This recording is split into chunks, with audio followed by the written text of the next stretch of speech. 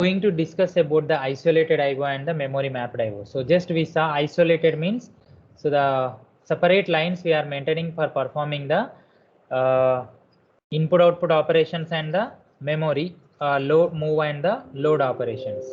Okay, so now so isolated IO, separate IO read and write control lines in addition to memory read and write control lines, and separate memory and IO address spaces we will have, and distinct input and output instructions we will have.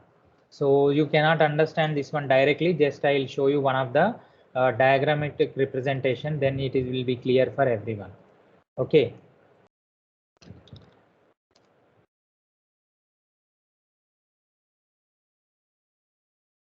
So isolated versus memory mapped IO.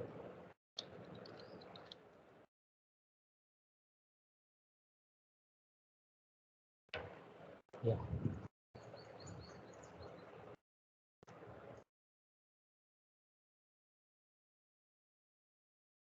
So here you can see on my screen. So there are two memory mapped techniques are there. So what is the need of having memory mapped IO and the isolated IO? So as a CPU needs to communicate with various memory input and output devices. So obviously we know it will take the input from the users and it will process the input and it will give the output to the user. Okay, so there are three ways in which system bus can allot it to them. So the first one is separate set of addresses, control and data bus to IO and the memory. And the second way is having common bus. So for IO and the memory, but separate control lines. And have common bus, data, address and the control for IO and the memory. There are three cases which we are following. First case is separate set of address for control and data bus to IO and the memory, separate set of address buses. And next one, common bus but separate control lines. Second case that is.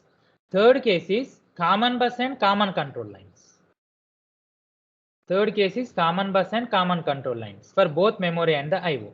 So these are the three cases which we are following.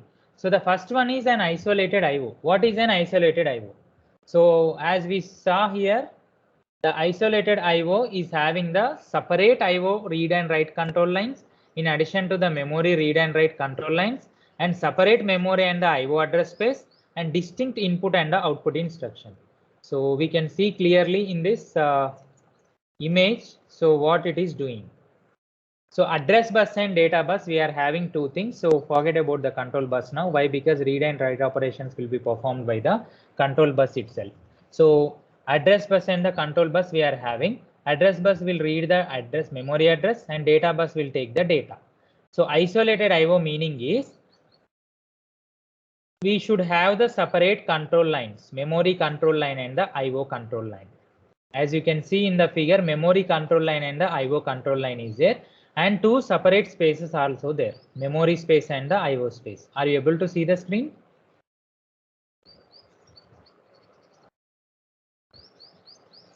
Are you there? Are you able to see the screen? Yes, sir. Yeah. So address bus and data bus and memory IO and the memory control line and IO control line are there on my screen. Okay. So here memory separate address space and IO separate address space, and memory control line separate and IO control line separate. So if you want to read the memory, you can read the memory. And if you want to read the IO, you can read the IO at the same time. So this concept is called isolated IO. Maintain the separate lines for the memory and the IO. And two control lines are there. One is for memory and one is for the IO. Okay, what is the advantage of using this concept? So the user can read the memory and the input output at the same time. The user can read the memory and input output at the same time. So that is the major advantage with this isolated IO. And other hand, we are having memory mapped IO. So here you can see the memory mapped IO. So what is the memory mapped IO?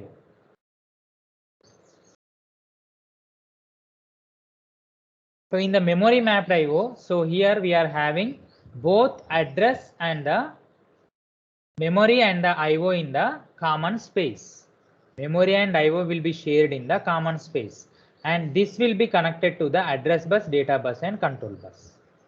Wherein in the previous case, what we are having, memory space is separate, IO space is separate. But in the memory mapped IO, what we are having, memory and the IO will be clubbed together. And if a user wants to access the memory and IO, he cannot access memory and IO at the same time. First he can access memory and next he can access the IO. Until and unless he finish the one memory operation, he cannot access IO, and he cannot access the memory if he is using the IO operation. So it will take a lot of time to make use of both memory and IO at the same time. He should wait for the operation to finish. Then only he can go to the memory or else the IO, vice versa. So that is a major drawback with the memory mapped IO.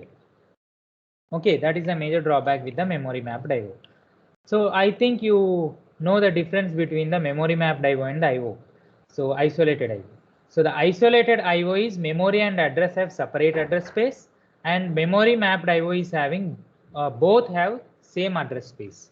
And possibly you can take the screenshot of these differences. And one of the important question, isolated IO and the memory mapped IO. Just take a screenshot of this.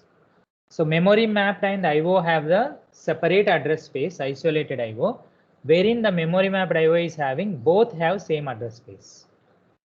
And all addresses can be used by the memory, and due to addition of IO addressable memory, so it will become the very less for memory. What is the meaning of this statement? As we are making use of the two address spaces at the same time, suppose let us say this will take the 65,000 addresses. So in that, memory will take the 50,000 for assumption. Memory will take the 50,000 and remaining 15,000 will be taken care by the IO. So as we are splitting the common memory part into the two parts, that's the reason memory less address spaces you will have. That's the reason you will have the less address spaces. Common address space will be shared in between the memory and the IO. Okay, and whereas in case of the previous space, full address we can give. Full address we are giving to the memory, full address we are giving to the IO. Okay, full address we are giving to the memory and full address we are giving to the IO. So that's the reason lot of memory is available in the case of isolated IO. But very less amount of the memory is available for the memory as well as the IO devices, as they are sharing the common memory space. Okay, and that is also one of the drawback. And separate instruction control read and write operation in IO and the memory. As we know, we saw already circuitry. So this circuit is having the separate memory control line and the IO control line. So that's the reason. So we are having two operations we can perform at the same time. But same instruction can control both IO and the memory. If we are giving one instruction at the time, then it can control both memory and the IO operations. And in the IO address are called ports, where in case of isolated IO, the IO addresses are calling as ports. These ports we will see in the real-time environment. For example, HTTP port, port number is 8080, dedicated port for the HTTP protocol. So if you are making use of the port number 80, then that will indicate the HTTP protocol. Okay. So in isolated IO, which we are calling it as an, in this IO addresses are called as ports, and normal memory addresses are for the both. And whereas in case of memory mapped IO, everything will be called as a memory address, not port. Okay, and more efficient due to separate buses, and less efficient when compared to the common bus, and larger in size due to more buses. Okay, we are maintaining the separate buses for control and the memory. So that's the reason circuit also will be complex and it will be having the larger size. And whereas in case of the memory and memory mapped IO, so it is clubbed in, memory and IO will be clubbed at one place. So it is a smaller in size, compact version. Okay, and it is complex due to separate logic used to control both. So complex circuitry we need to establish. Why? Because memory we need to control and IO we need to control at the same time. But simpler logic is used. Why? Because memory and address is placed at the one place.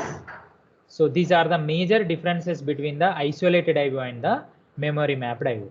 And you can expect the 5 marks question from this. Okay. So why? Because the entire questions are like separated right now. So 7 and 15 marks, right? So you can expect the 7 marks question from this if the question paper pattern is same. So what is the difference between isolated IO and the memory mapped IO? So at that time you need to write these 3 things first. Okay. So the common 3 ways when we are sending the data between the IO and the CPU is separate set of address control and data bus, or common bus with separate control lines, and have common bus with the IO and the memory. Then you should talk about the isolated IO along with this diagram. And then you should talk about the memory mapped IO along with this diagram. And next, we need to provide the comparison between the isolated IO and the memory mapped IO. So then there is a chance of getting the full marks for this question. You need to draw the 2 diagrams and then perform the comparison. Even if he is asking compare isolated IO and memory mapped IO, so if you draw the diagram, then it will be easy for the evaluator to understand. Okay, so it is an easy for the evaluator to understand. Hope you got my point. Yeah.